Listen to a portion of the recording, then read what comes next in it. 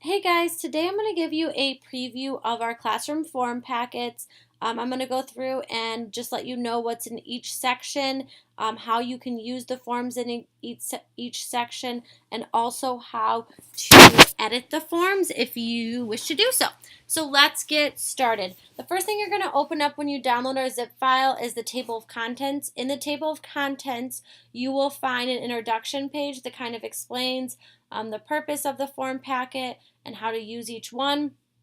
And then you're going to find individual sections that will tell you how to use each section and what forms you will find in each section. So I'm not going to go through all of this because I will individually show you each section.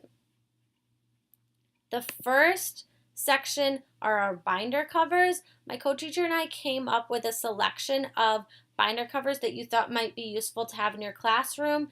Parent contact binder, student data, lesson plans, teaching strategies. Maybe you want to keep a collaboration notes binder for all of the collaboration you do with parents and other teachers. This is a preview of what one binder cover might look like, and we tried to do them in different colors. If there is a binder cover not listed, you can edit these in the editable version, and I will show you how to do that so you can make your own binder covers. The next section is the emergency procedure forms. In this section, you will find any form that could be useful for emergency procedures, including detailed emergency procedure plans, individual procedure plans, and an evacuation plans. You could put this in a binder at the front of your classroom so yourself or another adult can grab it when needed, or maybe you could hang these forms up just so all adults and administration can see the plans when they walk into your classroom. This is an example of what one of the forms might look like. The next section is our parent packet. We know that there are lots of forms that need to be sent home to parents at the beginning of the school year and at the end of the school year and in the middle. So we tried to come up with any form that we thought would be useful for you to send home to parents. And here they are. We gave you a friendly back to school letter that you can edit if it's not, if you need to add or take away some things. We gave you a conference notice request, uniform policy, attendance policy, birthday celebration policies, schedule information. All of those are blank templates because we know that varies from school to school. There's also a template for a supply list, questionnaires, and parent volunteers. So again, I'll briefly just show you a couple of the pages and what those would look like. In each section, I'm going to scroll all the way to the bottom really fast. We also made blank copies of each of the forms because we know that some of you may not have access to color printing or you don't want to print these in color. So the next form we did were the planning forms, and the planning forms are a way to help you better plan either with your co-teacher or yourself, or to share what's going on in the classroom with your parents. We have some monthly webs. We also have center planning forms as well as group planning forms. Just a quick preview of what these might look like.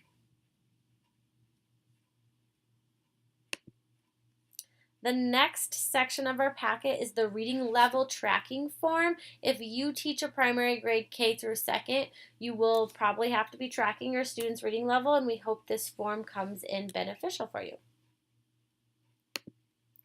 The next portion of our packet is the special education forms.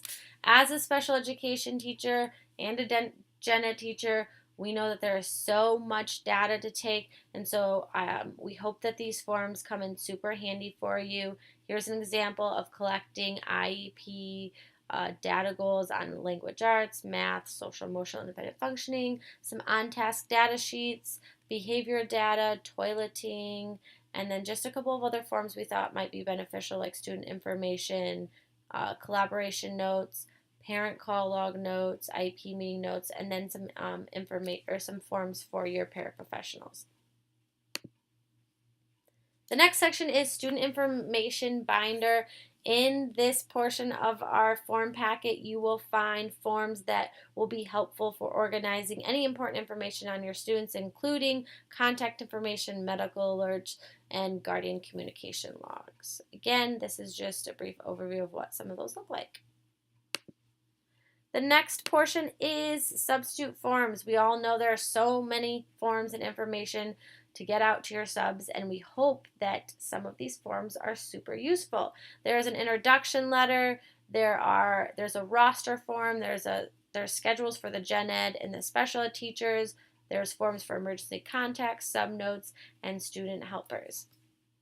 Again, putting some of these forms in binders, like if you had a substitute form or a substitute binder where the sub comes in and they can read your welcome letter, and then all the forms and information they need to know throughout the day will be in that folder, so they can take it with them and they just have one local place to look for all that information instead of scrambling around the room trying to look at your boards and where you have things posted.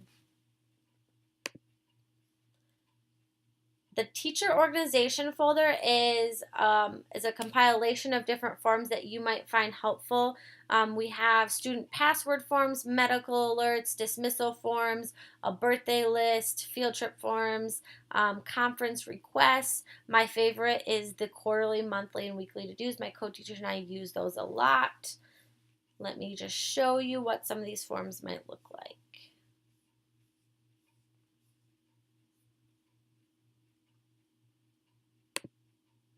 The last portion before I show you the editable is going to be the word wall and name templates. This is pretty simple. If you're a primary teacher, preschool through second grade, it's important to have word walls in your classroom so you can write student names on these or any words that you're posting up on your word wall. We gave you all different colors to use, and we also gave you a blank template at the end. All right, we are almost done. So this is probably the most important part of the video, so I hope that you've continued watching. I'm going to show you how to edit these forms. When you download our packet, it's going to pop up in a folder called Classroom Folders, and within that you will see two different folders. One is non-editable, which I just showed you. The other one is editable, so you can edit any of the sections of the packet that you would like. I chose to edit the binder covers. The first thing you can do is if there is a blank page and you need to insert text, go to the top and click Insert Text Box. You're going to draw a box where you'd like the text to be, and then you are going to write whatever you would like. John Smith, because I want to make a folder for my student. However, you can notice that in this, John Smith is not showing up in the same font that we used. In our classroom form packet, we used Elephants and Cherry Trees and KG Miss Kindergarten. When you first open up your editable documents, it's going to pop up and alert you that you don't have these fonts. You are going to have to go to your internet browser and you are going to have to search Elephants in Cherry Trees font. And I like to use 1001 fonts, and it's going to pop up and you need to click the download button. Once it is downloaded, as you can see, I've downloaded a couple times, you're going to double click it.